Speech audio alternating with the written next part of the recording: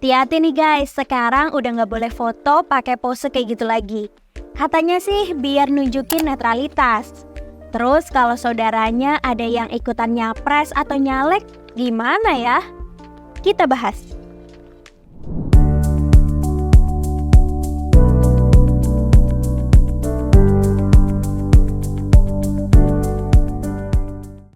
Kalau yang pose foto kayak gitu, kita sebagai masyarakat biasa, nggak apa-apa sih ya. Kan secara terbuka kita boleh dukung siapa aja. Nah, tapi kalau yang pose foto itu aparatur sipil negara atau ASN, nah ini yang jadi masalah. Soalnya baru-baru ini pemerintah terus menggaungkan untuk ASN netral dalam pemilu dan pilkada 2024. Emang sebenarnya biar apa sih netralitas itu ditunjukkan? Yap, emang sepenting itu ASN harus netral. Kalau teman-teman belum tahu ASN itu siapa?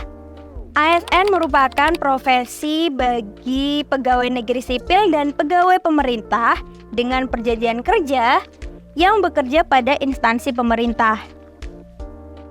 Sebagai individu, ASN emang bagian dari masyarakat, punya hak dan kewajiban juga sebagai pemilih.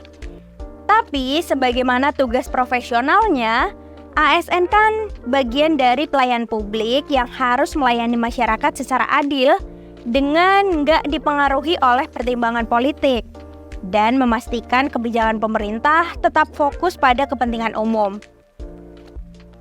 Sekjen Kementerian Dalam Negeri Suhajar Diantoro menyebutkan ASN harus netral karena menghindari penyalahgunaan sumber daya untuk tujuan politik.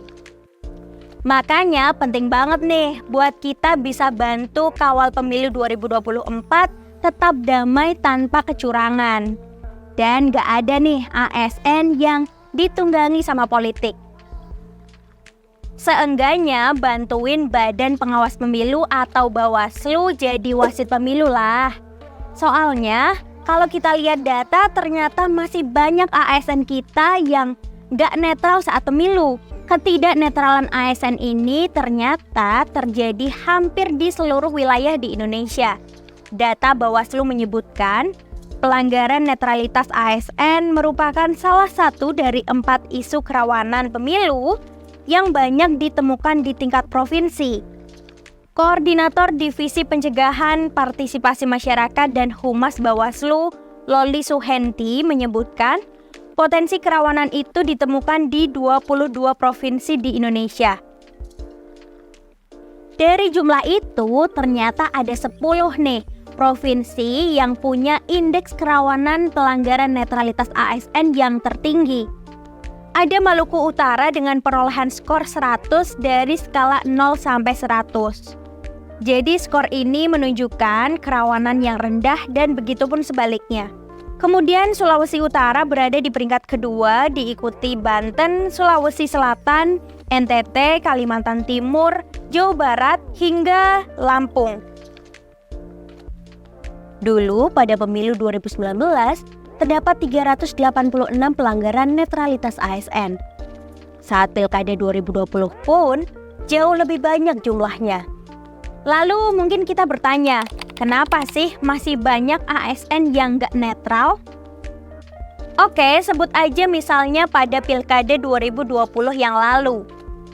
Hasil Survei Nasional Komisi Aparatur Sipil Negara atau KASN terhadap netralitas ASN dalam Pilkada 2020 menunjukkan ikatan persaudaraan dan kepentingan karir jadi faktor utama penyebab ketidaknetralan ASN dalam Pilkada 2020.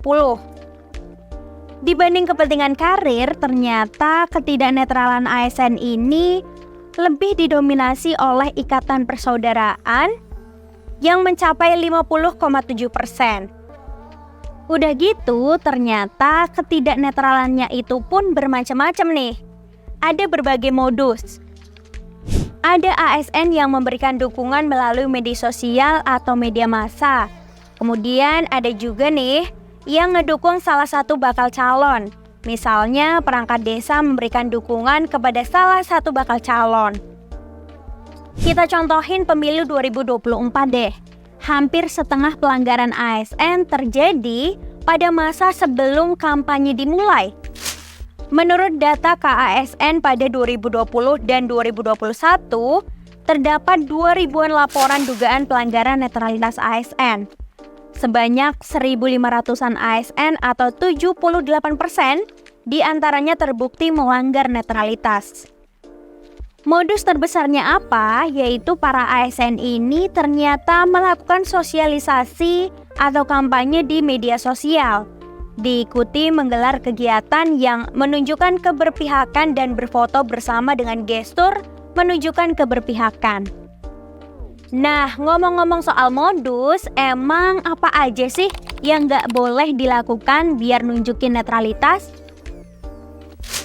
Berdasarkan Surat Keputusan Bersama SKB Nomor 2 Tahun 2022 tentang Pedoman Pembinaan dan Pengawasan Netralitas Pegawai Aparatur Sipil Negara dalam penyelenggaraan pemilu, setiap ASN dilarang memasang spanduk atau baliho atau alat peraga bakal calon peserta pemilu.